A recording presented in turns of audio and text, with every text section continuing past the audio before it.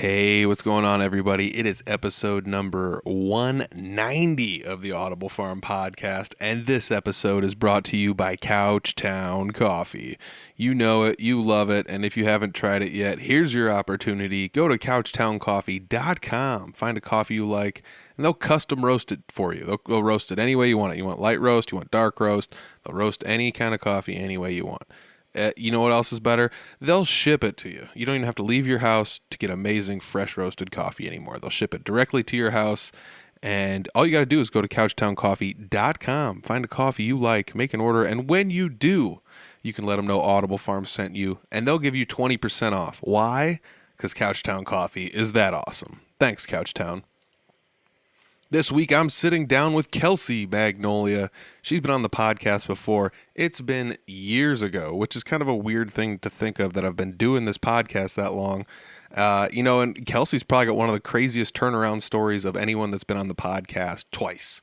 Last time she was on the podcast, we talked about her art.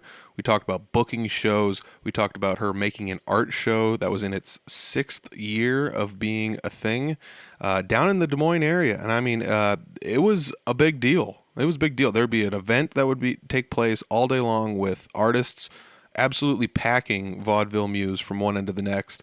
And then at night, there'd be a show. And I was even lucky enough to play on one of those shows. I think of the 6, I went to 3 or 4 of those events. Couldn't make it every single year, but I definitely did go a few of the years. Amazing, amazing fun time. Unfortunately, vaudeville's no longer, and Kelsey's moved on to other things. We get into that in this upcoming episode. She's training to be a professional wrestler. She's already trained, and she's already had some matches.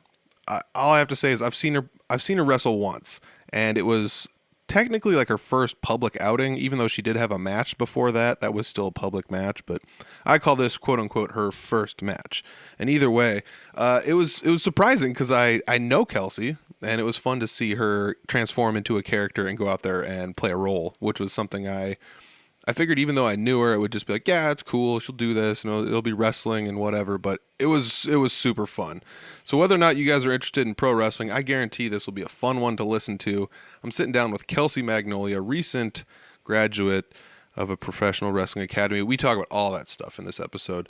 I hope you guys enjoy this one as much as I did. I had an absolute blast sitting down talking with Kelsey. I did have a little bit of audio mix up in the middle, but we got it fixed in post. I edited it out the best I could, and that's the name of that tune. So hope you guys enjoy this one. It's episode 190 with Kelsey Magnolia. It's the Audible Farm Podcast with your host, Peter Stockdale.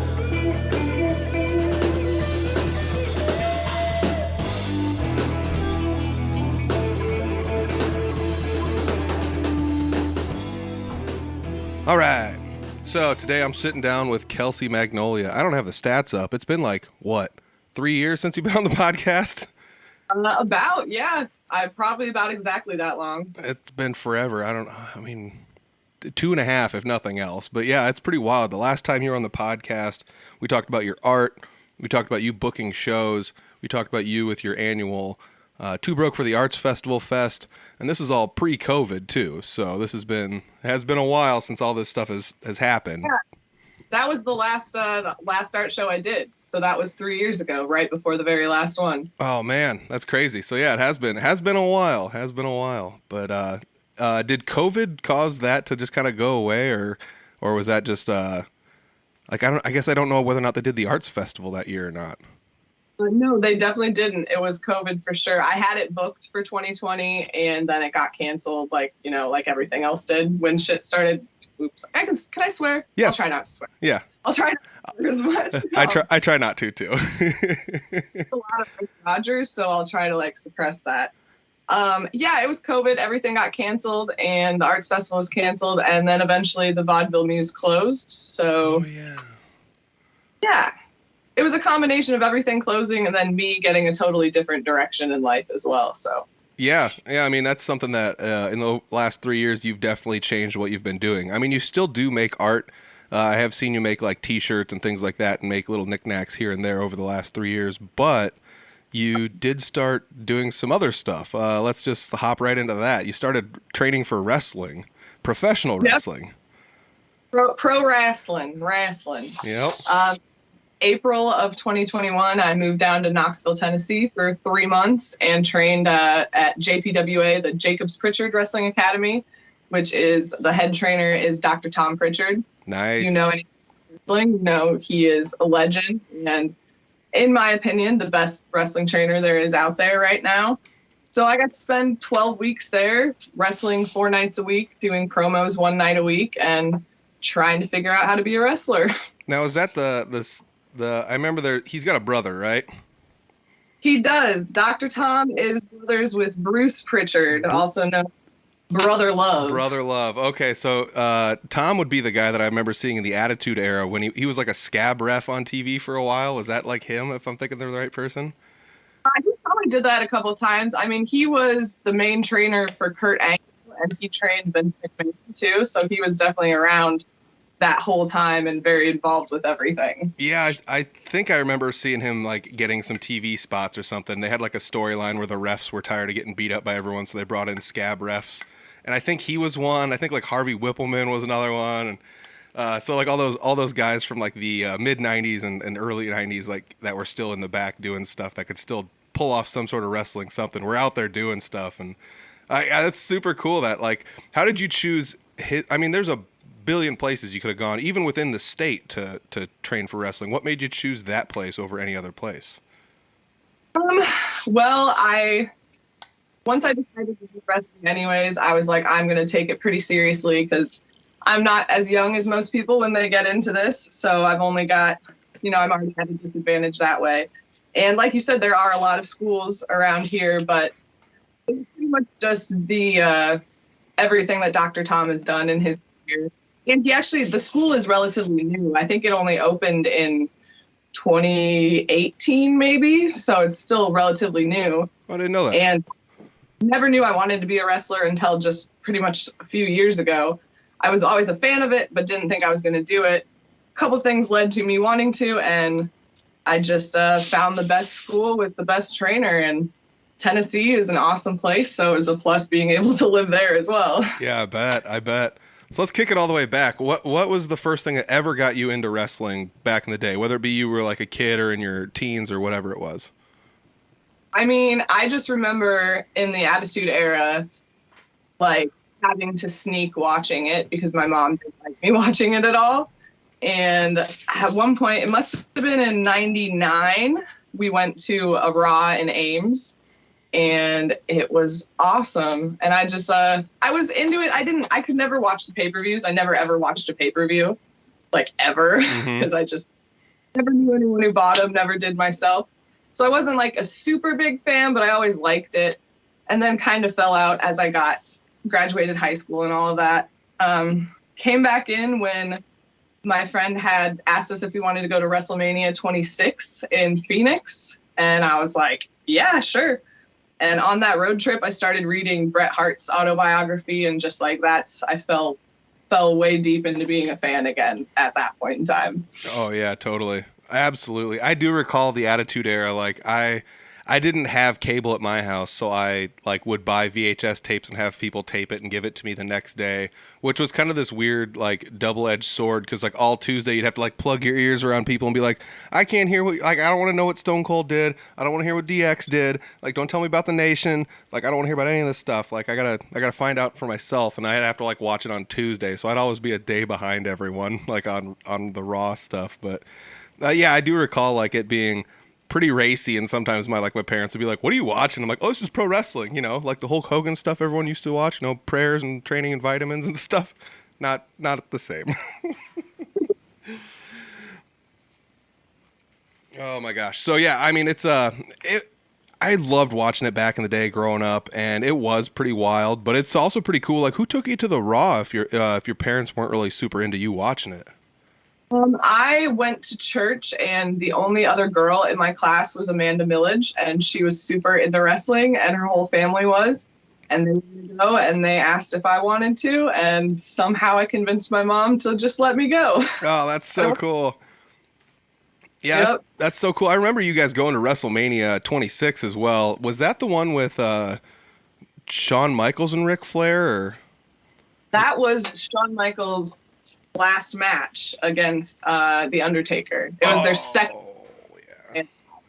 Yeah. Yeah, that's super cool. I mean, that'd be something really cool to get the opportunity to see. I mean, it's you air quoted last match because that's just, that's how the wrestling business goes. Arabia one. What's that?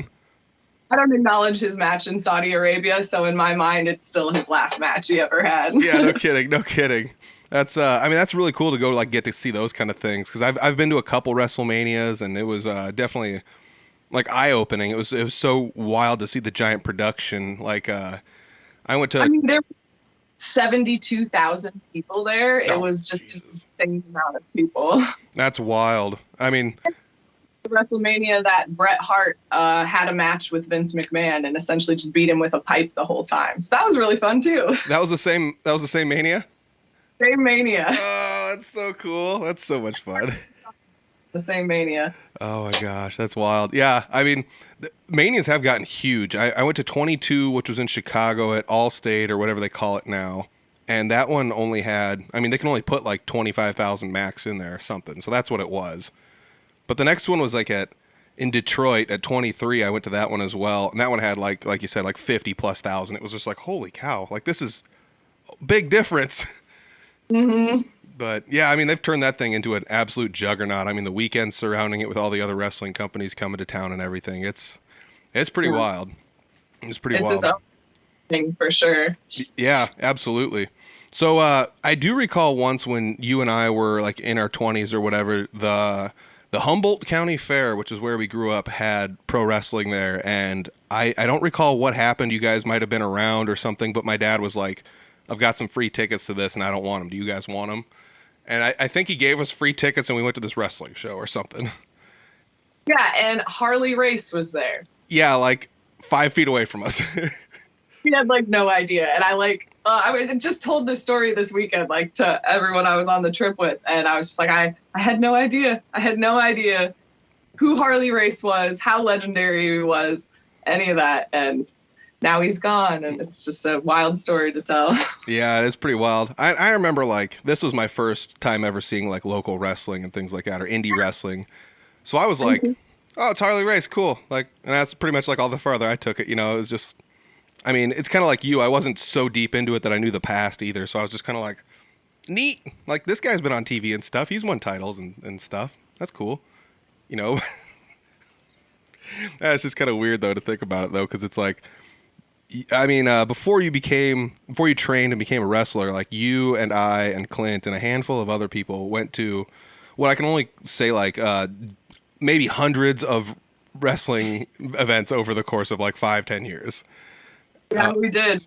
Went to everyone that we could that was around us pretty much. Yeah, I mean, we'd go to like you'd find companies that would do like once a month. We have like a Saturday show that's like our big show, but they'd run like small ancillary shows in smaller towns like other weekends, and we'd go to those, and we'd a lot more than I did at the time because you were doing a lot of like the Twitter stuff and like doing rankings and stuff like that. So we pretty much stayed to like the Des Moines area, but still went to a lot. Yeah. I mean, you went to the Jerry Lynn retirement match with us, which believe it or not, that one was like really wild. There was a lot of really crazy locals there mixed with like a lot of star power and stuff. It was really fun. Do you remember that match? The main event was like maybe like a 4-way match. I can't remember. I think it was like Jerry Lynn and X-Pac Jerry Lynn versus X-Pac versus maybe like Horace the Psychopath and Sabu. Now that you say those names, yeah, I could only remember the Jerry Lynn and X-Pac. Yeah. That's the only remember in it. But yeah, Horace the Psychopath, I think you're right. Yeah, he was actually like in something I watched not too long ago. I don't know if it was a Dark Side of the Ring or something, but he had like a little spot in it, and they were just they never mentioned him by name, but he had like a clip in it with somebody, and I was like, it's Horace the Psychopath. He's been around for a while. He's tons of fun. But I don't know if you remember that match. Like X-Pac did like some sort of a Bronco Buster type deal over the ropes onto a table and ended up like really injuring himself, and like nobody knew about it until the next day. Injuring himself in a really unfortunate place. Yeah. Yeah. Let's just say he tore the seat of his pants out, and it ended up causing more issues underneath the seat of his pants than we thought it like had initially. So Gosh, that was wild. Ugh. But it makes me think, like, we've seen like crazy stuff. Like, we've been to Magnum Pro Wrestling back in the day and saw like the Taipei Death Match. Do you remember that? I mean, Oh my God.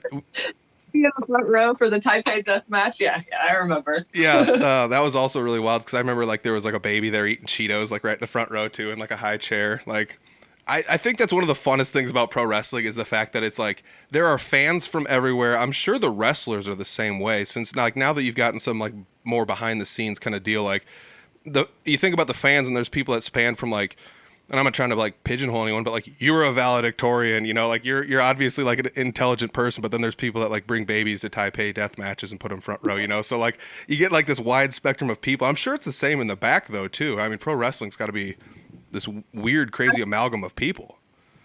It's a circus for sure, and I've only been doing like I've wrestled 11 matches, so I've only been really like out on the road and stuff for not even a year yet, and it's crazy. I've met so many people, and I've had more fun in the last year than I've had doing anything else. And it's similar to music in a lot of ways because you meet so many different people. But yeah, as far as the spectrum of people you get from the fans to everyone, there's every type of person involved with wrestling. Like every type of person you can imagine you will encounter at some point at a wrestling show. Yeah, it's wild though. But like a wrestling show takes all kinds of people. It takes women, it takes men. Sometimes it takes, it's not, you know, socially acceptable. They call them midgets in midget wrestling, but like it can't, I don't know, whatever. It takes short people, you know, it takes fat people, thin people, athletic people, you know, like whatever. It takes all sorts of people. So like that's the other wild thing is you could think to yourself, you know, there's this chunky guy here that's never weightlifted ever in his life, and for some reason I'm believing that this guy has a chance at beating this super athletic looking guy, and it's all based in the way that they're portraying it to you, which is super wild to me still, that I'm like 30 something and like, yeah, I could still suspend my disbelief for this enough. Yeah, if people are good enough at what they do, you can take anyone and that's the thing, like anyone has a place in wrestling if you're just like weird. Like if you're more like, if you've got something different. I mean, and that's the indie world is more like that than like the WWE world, because they have what they want. They have everyone kind of knows what to expect there. And that's what I love about indies so much. These small shows in these towns in the middle of nowhere, even if there's like 50 people in the crowd, it's totally own unique environment and like you can get more fan interactions in places like that than you can in the big ones. You can really you can spend 5 minutes of your match just like jaw jacking with the crowd, and it's fully entertaining for everyone in the room. And like that would not fly on TV or anything like that. So it has its own unique environment, and it's super fun. You know, that's something I never really thought about, is like crowd work is definitely prominent in indie wrestling. Whether or not it's like, oh, we're coming out and I'm the good guy, so I'm going to high five everyone around the barricades and all the way up and give them the old yeah. And, you know, the bad guy comes out and he scowls at everyone and maybe yells at a baby next, you know, at the ringside or whatever, like some kid's holding up a sign and he's like, get out of here, kid, or whatever. But like that kind of stuff never, ever, ever happens on TV. And I never really thought too much about it. But, you know, like, if you're on TV, it's probably not casual fans that are sitting in the crowd watching. It's probably diehards. So they get the gist of who to cheer for and who not to. But if you're at like just some indie event, it might be your first event ever. So you have to like kind of tell the people like, yeah, you're supposed to cheer for me. Yeah. And I mean, at TV, you know, everything is on the tightest schedule possible. That if you have 3 minutes for your match, you have 3 minutes for your match. Like you got to stick to that. And it's I'm actually going to Monday Night Raw is in town tonight in Des Moines, and I'm going to check that out. I was hoping to get some extra work on it, but all my paperwork and everything wasn't able to get that done in time, and they didn't contact me either, so there's that. Yeah. But my trainer right now, I did the 3 months at JPWA, and since then I've been training with Craig Kieseman at his winery down in Missouri, and he is doing extra work there tonight. Potentially, maybe possibly getting a match, which would be cool. But I went to the gym with him earlier today, and we're going to try to find somewhere to eat afterwards. But it's Monday night, Memorial Day in Des Moines after 10 p.m. So might just have to make some food at home. Yeah, it blows me away about Des Moines. Like it's there's not very many places to go out late-ish to eat. Like after shows, I mean, even fast food, there's not much open, which blows my mind. I know, like the only thing I could find that's open past 10 p.m. tonight is IHOP. That's it. Hooray. That just reminds me of the time we went to an IHOP and we went with Mick Foley. I don't know if you remember that. That was like the last time I was at an IHOP, and that was like also a weird situation. Denny's. It was either a Denny's or like a Village Inn. Was it? It was. Yeah, it was definitely more like. It was not an IHOP.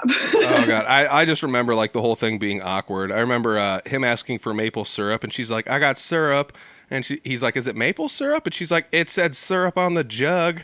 Like, so I think it was, and he goes, "Do you have real syrup?" And she goes, "Well, it comes from a real jug." Like, what kind of an answer is that? He was just like, "Oh, okay," like just took. Informed she had. That's the most informed answer she had. He just took it in stride, went with it. It was so funny. Oh my gosh. You know, and that's like another thing I think about is like going to all these shows and stuff. Kind of as fans, kind of got people to kind of realize who we are as fans, you know, and you dipping into the wrestling scene now, I feel like that might have actually been a benefit to you, you know, having people already kind of know who you are, et cetera, you know, from being a fan beforehand. Have you contacted like any of these companies that we used to go see a lot to kind of like talk to them and anything like that?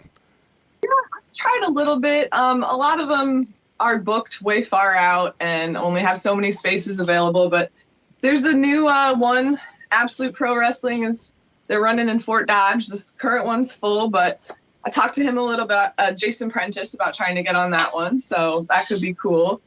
There's something else I was going to say. I totally forgot where I was going with that. Yeah, lost my train of thought. Oh, bummer. Yeah, we were talking like other wrestling companies as far as like where to go or like, cause there was, most of them are still around. Like 3X still runs shows occasionally, like kind of like they haven't been super consistent. Yeah, as far as I know, they're not really doing anything at all right now. But they do little like sponsor shows, and they still, hopefully they do more. Like I hope there's more. I want to wrestle in Iowa more, but just haven't really been able to work it out. But I remember what I was going to say, and it wasn't technically on this subject, but you were saying about being a fan before and having that help me now. My first match that I had outside of my training matches, I was in the locker room with Jeremy Wyatt. Oh, and like yeah. Jeremy, one of my favorite wrestlers. And like, you know, you go around, you introduce yourself to people, and he like knew us throughout the years, but I still like, "Hi Jeremy, I'm Kelsey," and he's like, "I know who you are." Yeah. Like, oh, this is weird. It's so surreal. Like one of my favorite indie wrestlers is just like in the locker room, and I'm a wrestler now. It's wild. That is wild. That's another. Gosh, man! Of all the people we went and saw wrestle, like I recall Wyatt versus Sterling. Yep. Mark Sterling was also another really good one that he wrestled. But it was we went down to Kansas City. Sometimes we saw him wrestle Adam Pearce, not just in Kansas City, but also in Des Moines. Which that match was stellar in Des Moines.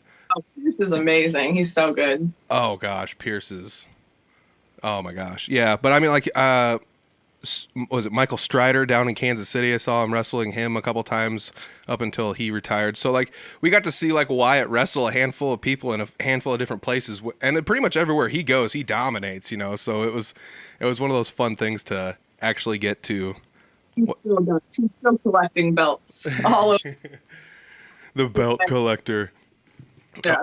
That's super cool, you know, getting to meet him and he actually still like remembered you. And I mean, like, he's got a few of us on Facebook and stuff like that, so he still kind of, you know, sees us online occasionally or whatever. I'm sure like you're like me, where every now and then you'll like thumbs up something he posts or comment on it, like neat or whatever. But yeah, it's also really cool to have some of those people from like our wrestling past still be around and still doing stuff. You know, whether or not like you said, you got to run into him in the back at a show. You said your first show, right? Yeah. All right. This. I'm back. I don't know what happened. Lots of crazy stuff. My bad. But yeah, it's super crazy that you get to like run into people that you had seen at like past shows and things like that. I'm sure that's going to happen a lot more in the future because, like, believe it or not, a lot of the people we saw like 10 years ago are still kind of out and about doing this, you know? Yeah, they are. And that's what I love. I mean, you really have to like it to do this because it's it's hard and there's like not really much payoff for it.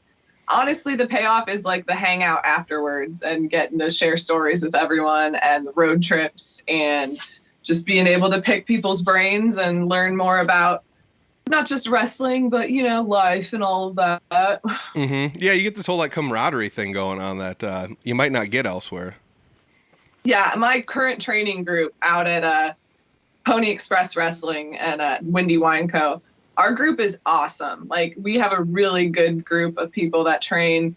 He trains on Tuesdays and Thursdays. I only make it down on Thursdays most of the weeks because it's a 2.5-hour drive and busy week between Clint doing music and everything else. But yeah, we keep getting new people coming in, and Craig is like, Dr. Tom is like a legendary trainer, and Craig is like in that same vein of old school. He was trained by Sonny Myers and Harley Race, so he is passing on the traditional way of teaching pro wrestling and does it in a way that is very welcoming and encouraging. And yeah, like you said, there's so much camaraderie, and I've met just like, we have a tight group, and it's really good. That's awesome. I mean, it makes me think like, we were talking about places to train. I'm sure every place is a little bit different in some aspects. Like even some of them might even train differently, like just the whole basic concept of wrestling, not just like, you know, I'm sure they all teach the same basic holds, but some places might be like, well, this is where you need to do high spot, high, you know, something weird like that might be like a thing nowadays. Major thing. That's a major thing. And that's a major reason why I chose JPWA to go to, because a lot of people, I mean, anybody can open a wrestling school. Anybody can be a wrestler. Anybody can say, hey, I can train people. Just pay me some money and come train with me. So there's no sort of vetting process or anything like that. Like there used to be, like, it used to be hard to get into the business. You had to know somebody, and then they had to want you to be there.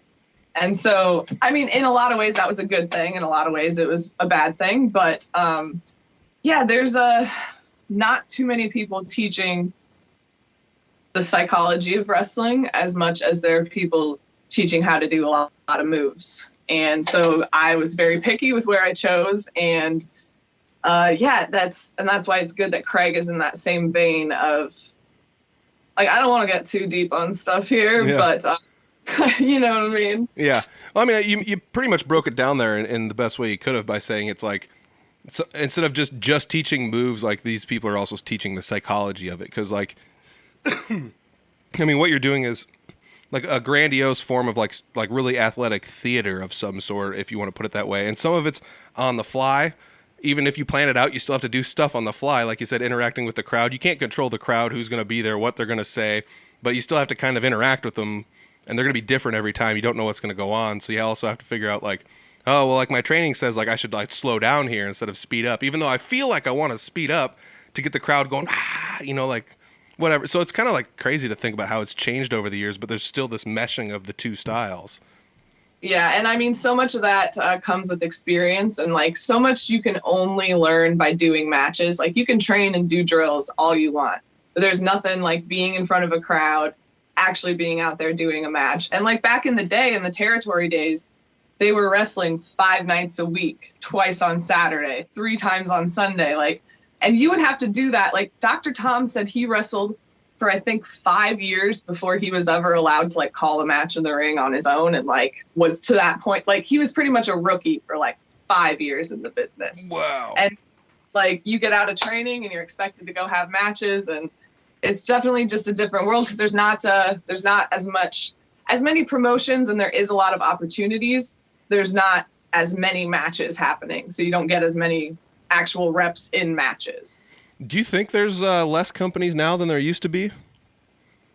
No, I mean, no, because every state has 9 million little, from like being a bullshit promotion to a good one, every state has a ton of them. There's a lot of them, but they're all disorganized, and I think it would be great to go back to having some sort of network for the territories, at least, to just like work together. And then, but you know, back in the day, yeah, it's kind of weird that these companies don't want to interact with each other and do things like that, because I remember there was like a few companies around that didn't necessarily like each other, whether or not they ran in the same towns and things like that. I mean, this was just like 10 years ago when you and I were going to a lot, 5 to 10 years ago when you and I were going to a lot of matches, and they would like run shows opposite one another across the state. And it's like, you guys could be crushing it if you just went opposite, Friday, Saturday, or like somebody does like opposite ends of the month or whatever. But Yeah, I think there's more promotions, but I think there's less there's less fans that go to shows, honestly, which is kind of sad, but that's also, I mean, everything's expensive. Everyone's been trained to stay home now, but there's definitely, I mean, there are obviously promotions that get good crowds and stuff like that, but it's I don't know, I feel wrestling's in a weird place right now. It's always in place. It's always changing in a million ways. Yeah, that's true. I mean, it is a kind of in an odd spot right now, but like, I mean, I always just kind of, it's not a good bearing as a way to like gauge what's going on, but I always kind of just look at WWE's stock and just see what's going on there, because that's like the big one, you know, and it's still pretty steady, but it hasn't like grown or fallen anywhere in the last X amount of years. Because they make stuff like they don't hardly do live shows anymore, like house shows. They don't do house shows, so they don't, like, so much of their money was made from ticket sales before, and now they don't even have to depend on ticket sales. They have all the internet and streaming and everything else. Like, it's just strange that the whole like wrestling business depended entirely on ticket sales. That's the whole point, is like the gate making the tickets, and now we're at this weird point where you don't even technically need that, which is strange. Honestly, yeah, like, I mean, one of the terms is being a draw. Like, you have to draw people to the event, to the venue, to the show on that day to spend their money. And now it doesn't matter. It's so weird. Yeah. Now it's a clickbait. You know, like, can you do something where it's like Jeremy Wyatt pulls chair out from underneath lady when she goes to sit down? Which I know Jeremy's probably not listening to this. Probably won't listen to this. Hilarious. He just reposted it. That's why he's the best. I mean, he could do like the most simple stuff. Some lady's going to berate him and like throw a drink in his face or whatever the heck was going on. And he just like, she went to sit down and he just pulled her chair out from under her and she fell on the ground. Like, it's innocent, harmless, hilarious. He's a bad guy. That's so much fun. So how did you end up transitioning from your art stuff to wrestling? Are you still doing art things? I mean, I have whole rooms of art supplies that I intend to still do stuff with. Yes, I'm still doing art. I'm just really focused on wrestling, and I need to balance my time, try to space my time out a little more to still do art. A lot of it was, I was really into Stardom women's wrestling, and I don't want to get into it too much, but Hana Kimura was my favorite wrestler in Stardom, and like right when in the middle of 2020, like the worst part of it, she committed suicide, and it was really terrible. And that was just kind of a catalyst for me to make some changes in my life and get some direction, I guess. I really focused. I was going to work out and like really, I'd been working out for a while, but I was going to really focus, like get on a program to like build my muscle before. And I just decided to make myself a better person to try to make Hana proud, I guess. Which, as lame as that sounds, it was just a big catalyst for it. And I try to think of her like every time I do anything. I try to really practice gratitude with this whole wrestling thing and appreciation. And I try to be really respectful with everyone I interact with, because I have a lot of respect for this business, and I want to treat it in a way that people will respect what I do within it too. So it's really helped me to become a better person in a lot of ways, and to just focus and get direction. And it's been really good. That's good. I mean, that's crazy. I mean, I was actually going to like ask you something along those lines where we were talking earlier about how like it really doesn't matter what shape you are in wrestling or what shape you're in wrestling. You can kind of just go out there and do it as long as you got the cardio and a character. So like something you said you've been working out. I remember, like, for people that don't know, I've known Kelsey for a long time. I'm in a band with her husband, so it's like one of those things where I think I've seen you a lot. I've been around you a lot, and I've seen you like start to change your diet and change what you don't drink pop anymore. And if you do drink something sweet, it's usually like, rarely and things like that. So it's kind of cool to see like how you've changed your life and things like that slowly over the years. And now that you're training more, it's like it was kind of a joke at first, but it's serious. Like you were always a really small person. Now you can start to see you're starting to get some definition in your muscles, like a little bit. It's like really cool. Like you're flexing. It's like, I don't have that kind of definition. So it's cool to see this. Time to see any results, because I mean, I could push myself a little harder, which I continually try to, but no, it's been cool, because that's why I never thought I could be a wrestler, because I was super scrawny, just super scrawny. And turns out I'm way taller than most female wrestlers, so that's a plus. And now I'm getting a little muscle. So yeah, then like we said, you can look however you want, blah, blah, blah. But at a point, you definitely still have to, like the ones who get to that next level, put that effort in, and you can tell that they, But yeah, wrestling's so fun. I just love wrestling. So like where I was going with all this, like, do you feel better physically now that you've kind of like changed your diet a little bit and started working out? Just, I mean, even if it's just a little bit, when you're first starting, could you tell? Oh yeah, absolutely. I mean, I could never touch my toes like before I started doing this. And like my flexibility has increased so much. Now I have back issues just from taking crazy bumps and doing stupid wrestling related stuff. But like the back issues I had before aren't there. And yeah, just building muscle has helped with posture and all of that. So I definitely feel physically a lot better, and mentally it's helped in a ton of ways too. I wonder if that's like a double like psychoschematic kind of thing where it's like I work out so I feel better mentally, and because I feel better mentally, my posture is better, but my posture is also better because I'm working out, and it's just this big culmination of everything's kind of coming together. Yep. That's super cool. I remember you played sports in high school though, didn't you? I mean, yeah, I did dance all throughout growing up, and I did softball. Softball I did more than basketball, but yeah, I was athletic, but then when I graduated, not so much after that. Yeah, I mean, that's a lot of us, though. I feel like, so. But that's what's cool, though, is, like, I feel like watching you do this has kind of, like, helped me realize that, like, oh, people can go achieve their dreams, And, I mean, I don't know if you felt the same way I did, but, like, when you hit about 30, you're just kind of like, well, I'm past my prime. All my dreams are over. Can't go do anything, And then all of a sudden, you're just like, no, wait, no, I can. And I get to watch you do it, and it's kind of one of those cool things where it's like, this is something that's attainable if you really want to try and do it, whether or not it's you wrestling or me playing music or doing a podcast or whatever it happens to be, It's just one of those things where it's like, you just got to go out there and do it. Yeah, for me, I mean, turning 30 I loved it because I just really don't care what anyone really thinks anymore at all. Like, I'm just focused on what I want to do, and I was an idiot when I was in my 20s, and I don't know if I'd be able to navigate the wrestling world quite as well then. Also, it's so weird because, like, part of me is like, I'm about to be 33 next week. I'm going to be 33, which is not exactly young in wrestling.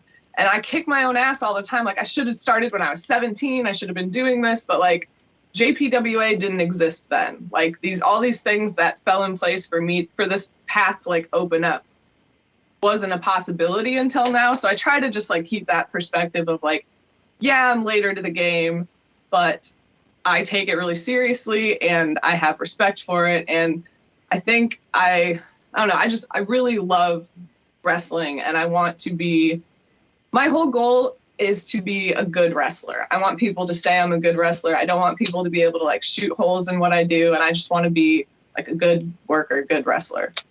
Yeah. Because I love so much.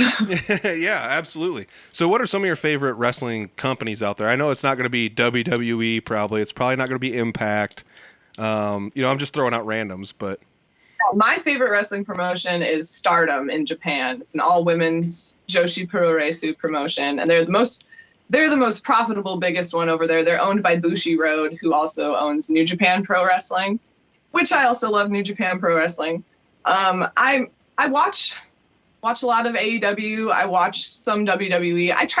I watch a lot of the women's matches. If I ever see clips of women's matches come up, I primarily just watch those ones just to know who's out there and who's doing what and what they're doing and if they're stealing the move that I'm thinking about doing, Oh, yeah, true. Like that's got to be something else that's kind of crazy because like being a woman in the pro wrestling world, some people look at you as kind of like, I don't want to pigeonhole anyone, but like unknown. Like you're just kind of like you're the bathroom match, or whatever. You're just before the headliner so everyone can go get some more popcorn or whatever. But there are some people that take women's wrestling, not just women.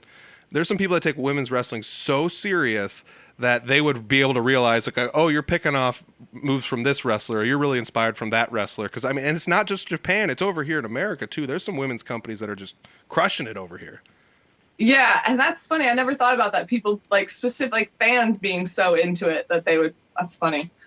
Yeah, I like all women's promotions. I like all women's shows. I also have no issue with intergender wrestling. I've done intergender matches just because I want to wrestle and I'm the only girl there.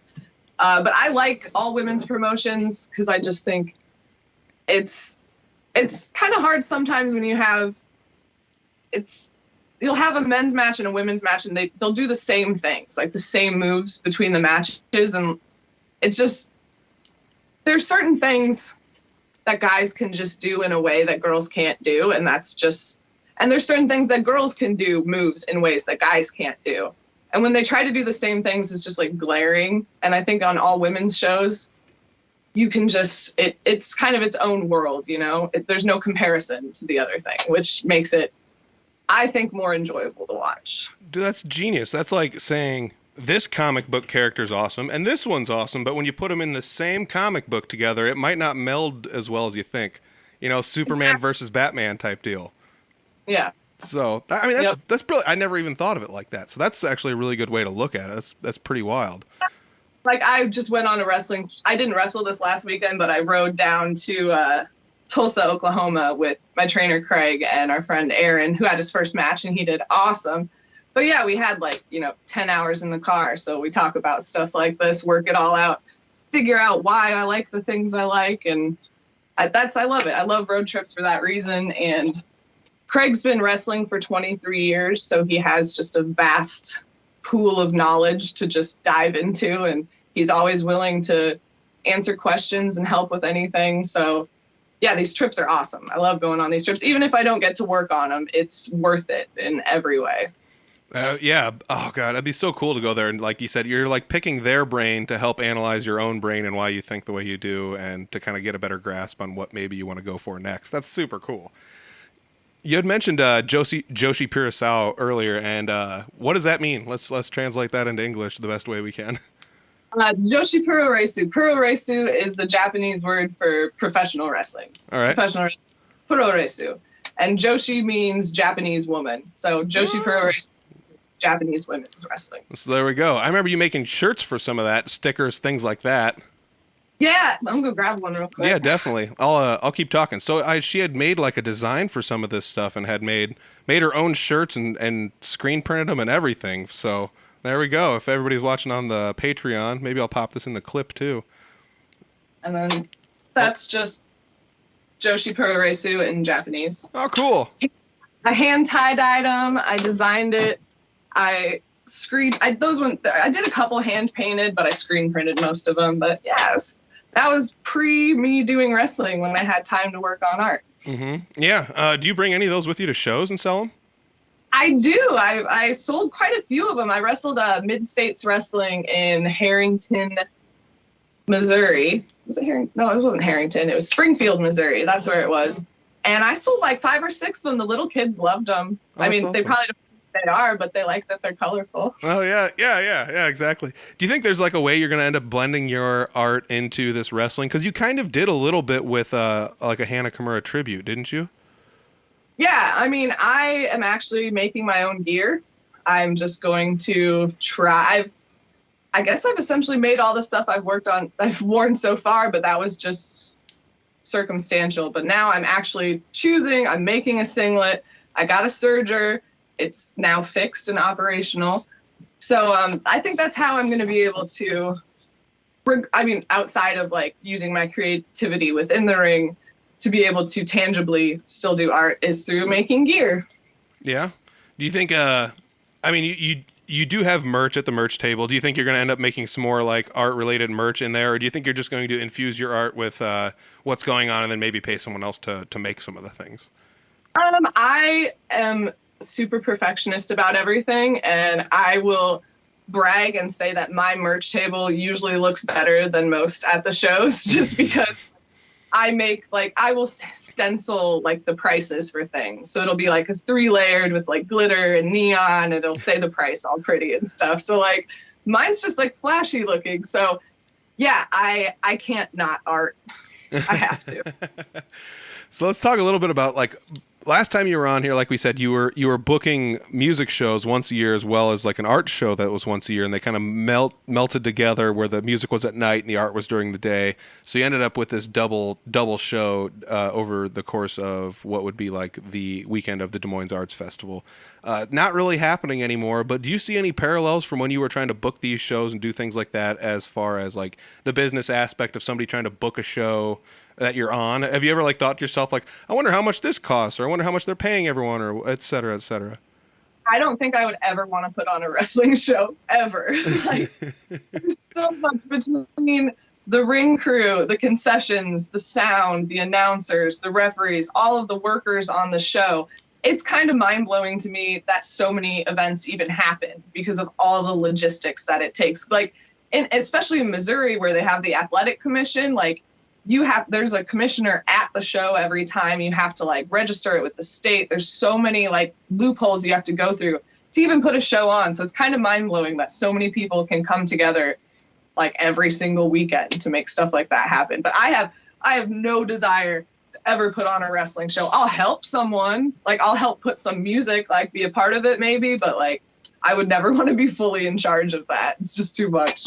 Yeah, I mean, that's when you break it down. Like, we've been to a lot of companies, and not every company has to have everything. So, like, we've been to some places where it's like the sound guy is one guy with a laptop plugged into a PA system, you know, and they have one announcer. You know, the PA system sucks, whatever, but they still pull it off with basic stuff. But like you said, we've also been to shows where they're not huge productions, but it's like they've got 2 commentators, they've got 2 video people, they've got somebody running the sound with a big sound system. They had to have people set up the stage, the concession stands, the merch tables, the runway, the ramp, or whatever you want to call it, you know, the aisle. So like, it's like, man, it's a good of that one is I recently wrestled at Phoenix Pro Wrestling in Omaha. I wrestled Miranda Gordy. Cool. And it was at the Waiting Room Lounge in Omaha, which is like a legendary music venue. And it was so cool. There were like real green rooms with showers. But like you said, there were 2 announcers.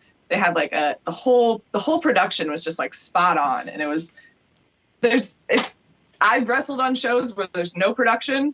There's not even a song when you come out because they don't even know how to like hook up the sound system. There's no ring bell. And those are super like funnest times ever too. And then I've been on ones where the production is just like top notch. So it's so fun. And like the variety is just, you never know what you're going to get into. You never know who you're going to meet. And you just got to hang on and have fun. Okay. As somebody that's been to thousands of music events, you mentioned the Waiting Room and how that was known for music. What are the parallels you've seen? You kind of just mentioned some, I'm sure, but what are the parallels you've seen between going to so many music shows, whether or not you're going as a fan or somebody that's with the band, and then this, you know, going to pro wrestling shows? I mean, the parallels are almost endless between music and wrestling. Like, there's so many, it's similar in so many ways. And I think that me being involved in the entertainment world before this has helped me so much because like, I know like what small crowds are like. I know, like I've been through so many just circumstances and I've been like inviting people to come see you and stuff like that. I don't get disappointed because I know that like, I've been through that, been there, you know? And these brand new green people, well, it's like I'm green, obviously, but I'm not green to the entertainment world. Mm-hmm. So that part of it's like old hat for me, which is nice because then I can, and like having my merch and all of that, that's my art world doing that. So that's on point. And now I feel like I can just really focus on wrestling, which is helpful. I don't have to figure out all that other stuff because I did that for years. Yeah. I mean, you mentioned that you know what small crowds are like, and it took me a while to get used to small crowds playing with the bands that I play with. They're not always small. Sometimes they're big, but you know, like, let's just call it like we call it. Last weekend, you were at a show that I was on stage and you were like 17% of the crowd. That's being generous, I think. So like, if we call it like we call it, like the thing is, like if I was new to this, I would have just stood there and been like, this is stupid. But like at that show, like I was just like, I'm just going to ham it up like a million times because it doesn't matter, you know? And I mean, that comes with doing lots of shows too, is like, I mean, it was we were thrown on last minute. One of the bands dropped off. There were a million circumstances in that. And like, yeah, if you're new to it, you're going to be like, it's going to hurt you. You're going to get a hit from that. But this is just like, well, let's just practice on stage. And you still have to put in for the people who are there, even if it's just me and Kathy and like 2 other people. Like, yeah, Yeah. Yeah, because how much would that suck if you were a fan and like even if it's just a wrestling show, it's like, well, I paid money to come here, and yeah, there's only 40 people here or whatever, but like the wrestlers can't just come out there and just like, well, nobody's taking bumps tonight, you know? Exactly. Although that would be kind of fun. It takes a lot, and that's the thing. Like, you have to appreciate the small crowds because it takes a lot to get out of your house, to spend the money on gas that's freaking $5 a gallon, to take your kids out late on a school night. Like, it's a lot, and like, you want to be grateful for those people spending their time and money on you. Yeah, and I will have to say this though, even though gas has gone up in price, even though food's gone up in price, no, entertainment hasn't gone up in price. It's still like it's still free to get into music shows, you know. It's still $10 to get into most wrestling shows or whatever. So maybe we should address that in some way. yeah, something should keep up with inflation. I don't know, but yeah, I don't know. It's kind of funny to think about that. So like people that want to complain about like, I don't want to pay $5 to a show. It's like, it was $5 30 years ago, and it hasn't gone up in price once. Like, just pay the $5. Fortunately, I didn't get into this to make money because all I've done so far is spend money on it. But I don't care. Like, I get experiences, I get stories, I get things I wouldn't have, and if it takes more money in gas, then whatever. I don't care. Yeah, I really don't. Well, I'm with you on this too, because I mean, like, you and I both have kind of parallel stories. Like, we were good people in our lives. We're smart people in our 20s. We might not have made the best choices, but like at the same time, it's not like we were just like screwing our lives away and things like that, you know? So like, we get to this point now where it's like, well, now we have hobbies and things like that. We're financially stable enough where we can go do these things. You know, we finally figured everything out, and it's like, now let's go do these things. And this is nothing more than like a runaway hobby for me, a second profession that I might not make money at, but like I also think to myself, like you with wrestling or you with art, and then it comes back to me with, you know, podcasting or me with the bands and things like that. If I wasn't doing that, I don't know what I'd be doing. Exactly. Like, it's better to do stuff than not do stuff. Yeah. Oh, I sat at home and watched, you know, American Dad for the third time, start to finish. Like, which, I mean, I like veg out too. I'll have days where I do damn nothing, but I try to balance that out. I try to have a few less of those now. Yeah. I mean, it feels good to go out and do stuff too. Like, I mean, you're not making an impact on, you know, it's not like you're going to get mentioned on Raw, you know, tonight, and they're not going to be like on the commentary like Kelsey Magnolia was in Tulsa this weekend, you know, like, but still you're out there doing your thing and you're freaking loving it. And I think one of the funnest things would be to start to see like, you get to travel a lot more than we do as a band, like you as a pro wrestler. So you get to see these people from like different states that start to like find your page and like your stuff, or maybe buy stuff from you and you have to ship it to them. Like, that'd be mind blowing.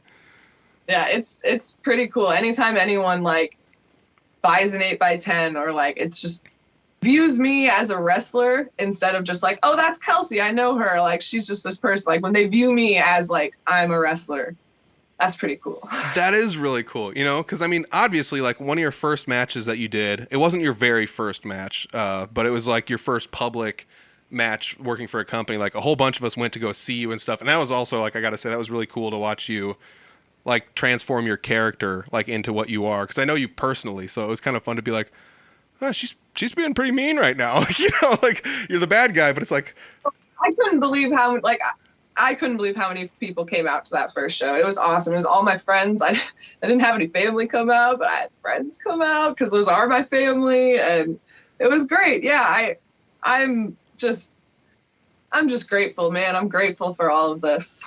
Yeah, I feel like you've chosen wisely to do the things you wanted to do in your life, and then this chapter is like super fun. It's been a long road to get here, and just trying to be positive about all of it. Yeah, you're out there doing what you wanted to do, and I'll be honest, like, my life growing up, I was like, I want to be a pro wrestler. And now it's like, I mean, being a male and being 35, like, I'm way past my prime. Like, I'm not Dave Bautista. There's so many people that have told me that, like, Dave Bautista didn't start training. It's like, I'm not Dave Bautista. Like, tone it down a notch. So I'm not going to go do it. So now I get to live vicariously through you, and it's tons of fun. It's cool to see you traveling all over the place and just doing all this fun stuff. It just makes me smile so much. I like you said, we go way back. I mean, you become this incredible guitar player. I mean, you'll admit you were super beginner when I first started hanging out with you, and now, like, in my mind, every time you play shows, it's awesome to see how we've both grown. Yeah, it really has. And I mean, I do have to say thanks for taking some time out of your day for sitting down and talking with me about this, because I'm sure it's not necessarily easy still being kind of green in the industry. No, it's not. I mean, I don't think I've had a good match yet, but, you know, I have matches. And I don't actually crap my pants when I'm out there. So, like, that's all I can really ask for. I will have to say, you're taking some, like, it's not like you're just taking arm drags and clotheslines the whole time. You're taking, like, you know, triple suplexes and things like that. Like, when I saw you take the triple suplex, I was just like, I put myself in your shoes, which is something I've never really done too much to a pro wrestler, because they're just, like, you know, mythical people to me, you know. So now that I know you, I'm just like, I wouldn't want to take one of those, let alone get up and take two more. I do have to shout out Malaya Hosaka. That is my favorite match I've had. She is a veteran in this industry. She has been around for a long time, and that was the easiest match. She was amazing to work with, and those were not fun to take at all. Oh my gosh. You've got to wrestle some cool people. Like, didn't you say she's been on TV? I mean, she's wrestled for WCW. She's worked for every major promotion. She's wrestled Akira Hokuto. Like, she's the only one in America that's still doing it from the time that she was wrestling. Like, the only one. Oh, wow. That's crazy. And then, it was an honor to get to work with her, and I really hope I get to again, because I'm going to beat her the next time. there you go. And then you said Miranda, Miranda Gordy, though, too, right? Oh, yeah. Wrestled Miranda 3 times so far, and of course I haven't beat her yet, but I'm probably going to wrestle her a bunch more times. I mean, she's a freaking Gordy, dude. Yeah. She's a house. She's a freaking strong, but I'm still learning. I'll get there. Yep. So for those that don't know, that's Terry Bam Bam Gordy's daughter. Am I right? Yep. Nailed it. There we go. So that's another fun thing, is like, if it was like 10 years ago, it was like, I think Peter might know a little bit more about wrestling than Kelsey. And now I have to like ask you questions. So it's awesome. The student has become the master. The master. Well, we've covered pretty much everything I had on my docket here. We've got about an hour in, other than that little break that we took because I had audio difficulties. But you got anything? What? I think we did a really good one. I think we did good. Is there anything that we didn't cover that you feel like I should kind of maybe bring up, or you kind of wanted to bring up at all? Just that go watch Three Finger Betty anytime you can, because my husband's the drummer too. Yes. Awesome. Like, we have more connection than just being friends. Yeah. I mean, you did mention that, but yeah, just go see Three Finger Betty, or any music that Peter or John or Clint ever go play anywhere. Yeah. I mean, we're out there. We're trying hard, and it's fun. We just finished off a new album this last weekend, so we'll see when that ends up coming out. But was that the last you guys needed to do? that was it. Just got to let it all get mixed in, all this whatever. But there were a few other issues we got to fix in the studio. But whatever. I'm excited to have you come back somewhere around the state so I can come watch you again. So if anybody out there that's a pro wrestling promoter that's listening to this, hook it up. Hook your brother up. Don't hook Kelsey up. I don't care about that. I want to come see her. So hook me up. All the money I spent in the last 15 years at pro wrestling shows, I think I deserve this. Damn it. Well, it's going to be super cool to see you out there and about doing shows again. And, you know, hopefully it's at a time when I'm not busy so I can come watch you, you know, so. Life of artist, man. We're always on the road. Yep. So thank you very much for joining me. Don't go away. Yeah, I'll keep talking to you here, but thank you. Thank you. Oh, man, what a fun episode. It's so funny. I talk with her all the time, but I feel like these podcasts give me an opportunity to ask questions I wouldn't normally ask in a day-to-day environment with somebody. So thank you, Kelsey, for sitting down and regaling me with some stories and telling me about some things and, you know, just answering my all-around questions. It's kind of fun, you know. We used to be out in the crowd watching these people wrestle, and now she is in the ring wrestling. It is so awesome. It's so cool that she's wrestled intergender matches. I mean, the whole thing is just cool. She's traveled across the Midwest, wrestling all over the place. She's found some fun people to hang out with. She's doing some really good training with some really good people. I don't know Craig Kiesman personally, but I've seen him wrestle a bunch, and I have minuscule contact with him online. I believe we're Facebook friends. Pretty sure we're Facebook friends. Either way, yeah, totally good guy. It's so cool that she knows what she wants out of this, and she's going to go find a way to go get it. You know, we talked about whether or not you want to come come out there and actually like be a star, be mega famous or world famous or whatever it is. She knows what she wants out of this, and she's going to go get it. And that's one of the reasons I look up to her is she makes a goal and attains it. I mean, it started with, as simple as it sounds, it started with her like just doing like basic diet and exercise changes to prepare herself for this. And that is, that inspired me to kind of maybe watch my, health a little bit better. Maybe I'm still not the best at it, but I think this interview has maybe re-inspired me to kind of take care of myself. So if anybody out there is looking for anything, like that to do, maybe use this as inspiration like I'm going to try to do. I mean, I'm not going to go train to be a pro wrestler or anything, but I think we could all, probably deal with being a little bit healthier in our day-to-day lives. At least I know I could. I shouldn't pigeonhole anyone else. But it's been awesome to have Kelsey on here to talk about wrestling, to talk about her transformation from putting on art shows and making art and booking music shows, and how all that relates to professional wrestling. And I mean, it's always been one of those tropes with wrestling that professional wrestling mirrors, it's like art imitating life, imitating art, imitating life. It's just this thing that for some reason translates so well to so many different facets and areas of life, whether it's the real world, the music industry, whatever it is. It's so cool that she's out there doing what she wants to do, and I look up to that a lot. So thank you, Kelsey, for sitting down and providing some inspiration for me and hopefully some other people on here to go out there and try and chase your dreams. What do you got to lose, people? What do you got to lose? I gotta say thanks once again for Kelsey. Scroll down, click on the links for her down in the comments section, or the description section down below. Find her links all over the place. She's on Twitter, she's on Instagram, she's on Facebook. I believe she has a YouTube page that she's also monitoring. I'll put all the links I can find down below, and check them out. Make sure you follow, like, subscribe, share, and everything. Let her know what you thought about the episode. If anybody's listening to this that's booking shows, I do know there are a couple pro wrestling bookers that occasionally listen to this podcast, which is kind of fun because it's mostly music based, but I do like me some pro wrestling too. So if there's any bookers out there looking for a nice female talent to bring on board, hit her up. What do you got to lose? Nothing. You're going to bring people in. You're going to bring me in to your venue. That's what's going to happen. Oh, man. Thanks again for Kelsey. And thank you guys for listening. If you guys are looking for anything Audible Farm, all the links are down below. There's links to the Facebook page, the website. The website has all the links. You can go to the website and find them all. Instagram. I mean, we're talking everything. YouTube. Go subscribe to the YouTube page. It's been a weird one. It's the subscriptions go up and down and up and down and up and down. And we're still pretty, stuck at 250-ish. But if you guys are into YouTube, yeah, go check it out. Hit subscribe. Then you won't ever miss another episode again. Wherever you're listening to this, please leave us a review. I know anywhere there's a place to leave a review. I think maybe Spotify might be the only place not to. But you can follow us there and maybe leave us a review on Facebook. I'll tell you what. I thank you guys for listening each and every week.